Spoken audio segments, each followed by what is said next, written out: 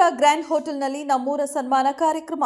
Tiptur Hassan circle ಕಲ್ಪತರ ಗ್ರ್ಯಾಂಡ್ನಲ್ಲಿ 134ನೇ ಸಂವಿಧಾನ ಶಿಲ್ಪಿ doctor B R. Ambedkar ಅವರ ಜಯಂತಿ ನಮ್ಮೂರ ಸನ್ಮಾನ ಕಾರ್ಯಕ್ರಮವನ್ನು ತಿಪಟೂರು ವಾಯ್ಸ್ ಮತ್ತು ಬಳಗದ ವತಿಯಿಂದ ಆಯೋಜಿಸಲಾಗಿತ್ತು. ಕಾರ್ಯಕ್ರಮದಲ್ಲಿ ಡಾಕ್ಟರ್ ಬಿ.ಆರ್. ಅಂಬೇಡ್ಕರ್ ಅವರ ಭಾವಚಿತ್ರಕ್ಕೆ ಪುಷ್ಪನಮನ, ಸಮುದಾಯ ಆರೋಗ್ಯ ಕೇಂದ್ರ ಡಾಕ್ಟರ್ ಶಿಲ್ಪಾ ಉದ್ಘಾಟಿಸಿದರು. ಕನ್ನಡ ಮುಖ್ಯ ಅತಿಥಿಗಳಾದ ಕನ್ನಡ ಕೇಂದ್ರ ಸಾಹಿತ್ಯ ವೇದಿಕೆ ಎಂಕೆ ಲತಾ ಅವರು ಅಧ್ಯಕ್ಷತೆ ವಹಿಸಿದ್ದರು. ಮುಖ್ಯ ಅತಿಥಿಯಾದ ಕರ್ನಾಟಕ ರಾಜ್ಯ ಪ್ರಾಥಮಿಕ ಶಾಲಾ ಶಿಕ್ಷಕರ ಸಂಘದ ಪ್ರಧಾನ ಕಾರ್ಯದರ್ಶಿಯಾದ ಪಟ್ಟಾಭಿರಾಮ, ಕಲ್ಪತರು ಗ್ರ್ಯಾಂಡ್ ಹೋಟೆಲ್ ಮಾಲೀಕರಾದ ನಿಜಗುಣ ಬಳಕಟ್ಟೆ, ಡಾಕ್ಟರ್ ಶಂಕರಪ್ಪನವರು ವಿವಿಧ ಕ್ಷೇತ್ರದಲ್ಲಿ ಸಾಧನೆಗೈದ ಸಾಧಕರಾದ ಸನ್ಮಾನಿಸಲಾಯಿತು.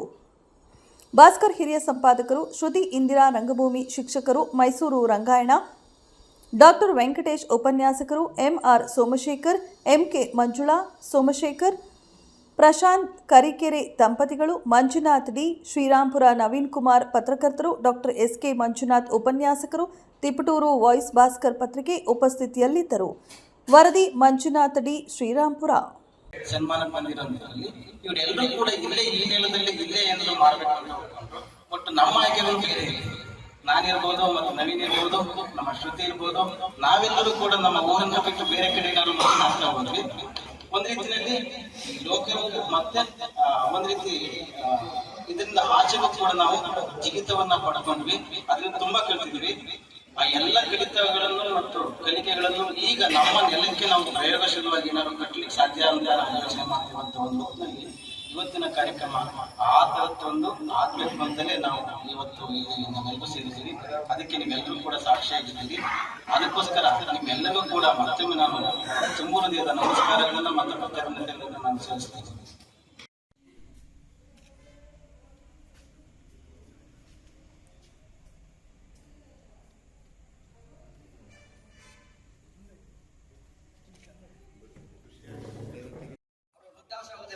ಅವರ ಕಾರ್ಯಕ್ರಮ ನೋಡಿ ವ್ಯಕ್ತಪಡಿಸಿದೆ.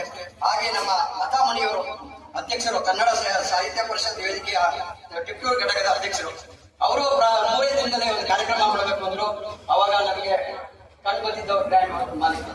ಇದೀಗ ನನಗೆ ಆಧಾರವಾಗಿ ಎಲ್ಲ ಕಾರ್ಯಕ್ರಮಕ್ಕೂ ನನಗೆ ಗ್ರ್ಯಾಂಡ್ ಹೋಟೆಲ್ನ ಆದರ್ಶವಾಗಿದೆ. ಅದೇ ರೀತಿ ನಮ್ಮ ಲತಾಮಣಿಯವರಿಗೆ ಮುಖ್ಯ ಅತಿಥಿಗಳಿಗೆ ಡಾಕ್ಟರ್ ಜೊತೆಯಲ್ಲಿ ಇರಬೇಕು ಅಂತ ಕೇಳಿದೆ. 4 ಗಂಟೆಗೆ ಅವರು ಆಗಮನ, ಮಳೆ ಬಂದು ಅನಿವಾರ್ಯವಾಗಿ ಮಳೆ ನೆನೆಸ್ಕೊಂಡು ಬಂದ್ರು ಕಾರ್ಯಕ್ರಮ ಕಳಿಸಿ ಈ ಒಂದು ಗೆಳೆಯರ ಬಳಗ ಮತ್ತು ನಮ್ಮೂರು ಸನ್ಮಾನಕ್ಕೆ ಗಡ್ಡೆಯನ್ನ ಆರಿಸಿದೆ.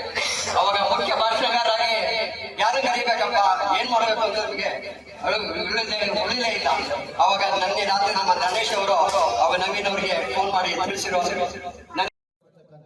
ಪ್ರಶಾಂತ್ ಕರಿಕೆರೆ ಸರ್ ಅವರು ಗ್ರಾಮೀಣ ಪ್ರದೇಶದ ಒಬ್ಬ ಪತ್ರಕರ್ತ.